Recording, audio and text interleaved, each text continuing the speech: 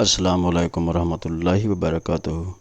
آج ہم فے لکھنے جا رہے ہیں، اور جیسا کہ آپ دیکھ رہے ہیں کہ 4 قط اس کی جو ہے وہ اونچائی ہے، اور اس کا جو فا کا جو پہلا حصہ ہے، گول حصہ، وہ جو ہے وہ 2.5 قط اس کی لمبائی ہے، اور اس کی جو چوڑائی ہے، اونچائی جو ہے وہ ہے 2 قط۔ تو جو اس کا جو بالکل حدود اربع ہے، جو پہلا حصہ ہوتا ہے، اس کا 2.5 قط ہے۔ تو اب آپ دیکھ رہے ہیں کہ میں نے اوپر 3 قط جو ہے وہ کیے ہیں، لیکن اب میں نے اس کا ہاف کر دیا ہے۔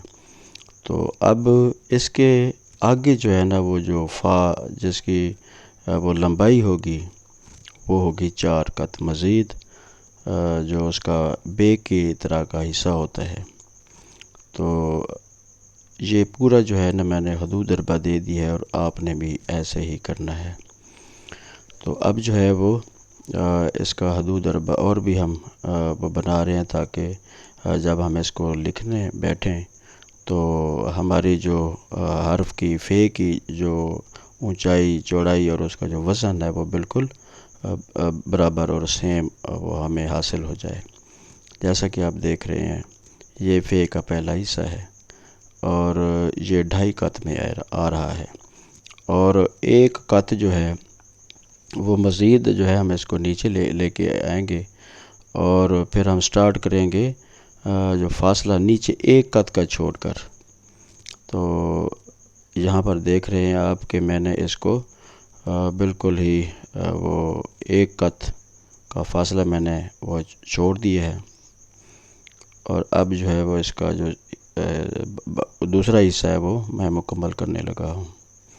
اصل میں سیاہی کا بھی تھوڑا سا پرابلم ہوتا ہے کہ سیاہی وہ ہمیں اس طرح کی نہیں مل رہی جس طرح کی ہمیں چاہیے، کیونکہ یہ ہم آپ کو کیونکہ حدود اربع سکھا رہے ہوتے ہیں، تو اس کے لیے ہمیں تھوڑا سا اس کو گاڑھا بھی بنانا پڑتا ہے سیاہی کو، تاکہ آپ کو جو ہے وہ آسانی کے ساتھ سمجھ آ جائے۔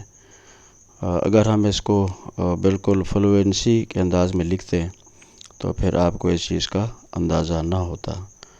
تو ہم جان بوجھ کر یہ گاڑھا بناتے ہیں تاکہ ہمیں اور آپ کو سمجھنے میں وہ بالکل آسانی رہے۔ اب دیکھیں جی، آپ کے سامنے جو ہے وہ فے ہو گئی، لکھ لی گئی۔ چلیں جی، خدا حافظ۔